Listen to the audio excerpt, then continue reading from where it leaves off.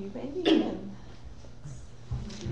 Alright, so recently, on Thursday, April 12th, the California Supreme Court passed a law that stated that employers were no longer obligated to ensure that their employees took their mandated lunch breaks.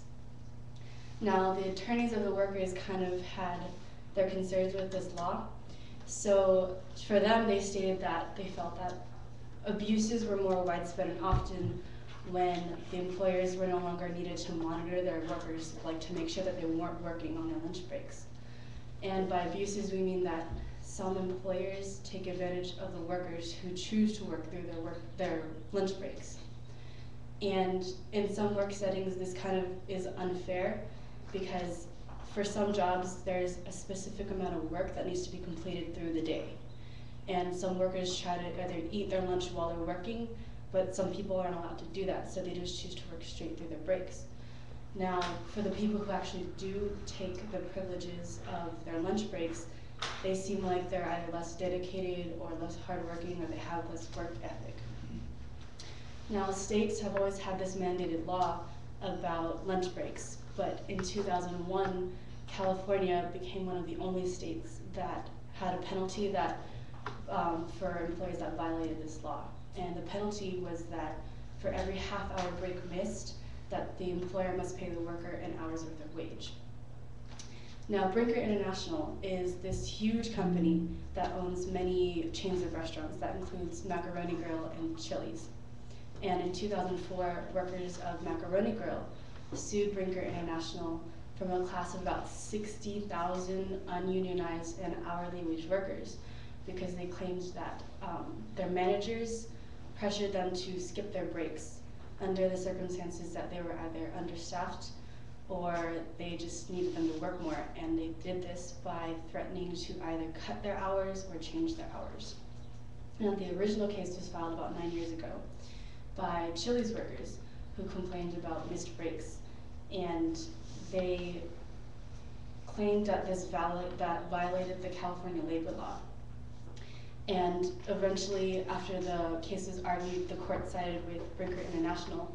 Now, this was under the circumstances that monitoring the employers to make sure that the employees took their breaks was just unmanageable over widespread, like over the nation. That was just too much.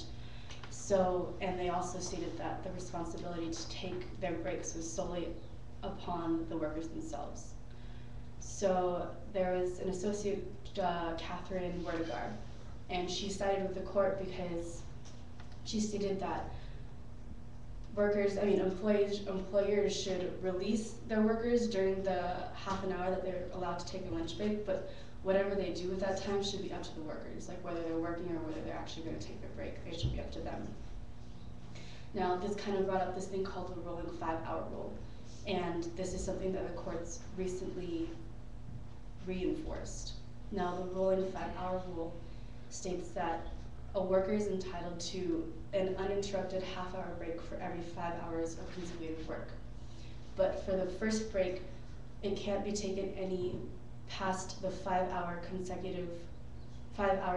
of work consecutive, otherwise they just lost, it's lost. But every break scheduled after that either doesn't have to be scheduled or taken, which is kind of odd to me.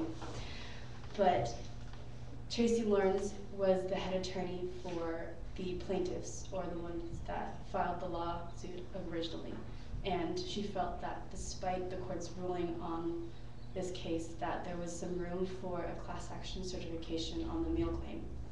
And a class action lawsuit is a case that is presented by multiple people who are found under the same circumstances. And sometimes this can be about thousands of people. And to help them, they brought in a man named Adam Hollenbaum. And Adam Hollenbaum has been a worker at Chili's as a bartender and a server for about 6 years. And he testified to the court that previously, before this whole case was brought up, breaks were not scheduled into the regular day. Now, whether his statement would increase or decrease class action lawsuits was kind of unclear, so the case was sent back to court to be re-argued. And this was when Tracy Lawrence, again the head attorney for the plaintiffs, argued to the lower courts that despite their recent ruling, it still violated the state and hour wage laws. Now, from Brinker International side, on the employer side, the only issue to them was that whether or not they should enforce their breaks and make sure that the workers were not working on that time. Because previously, before all of this, their whole thing was just that they were allowed to take their breaks, and what they did at that time was up to them. So again, the recent ruling only told them that you should stress a system that allows you to give them their breaks, and then they can do whatever they want with that time. So to them, this whole ruling that was recently last Thursday, I believe, just told them that the class action lawsuits would be lessened. But this really actually wasn't the case, because on the employee side, they still have this hope, and they feel that despite the court's recent ruling, there's still some room for creative attorneys to file lawsuits continuously. And they plan on, now their plan is to argue under the circumstances of low-wage workers. Because previously in the past, the courts have acknowledged that accidents are more prone when workers of low-wage circumstances keep missing their breaks, especially if the work involves a lot of manual labor. Now the attorneys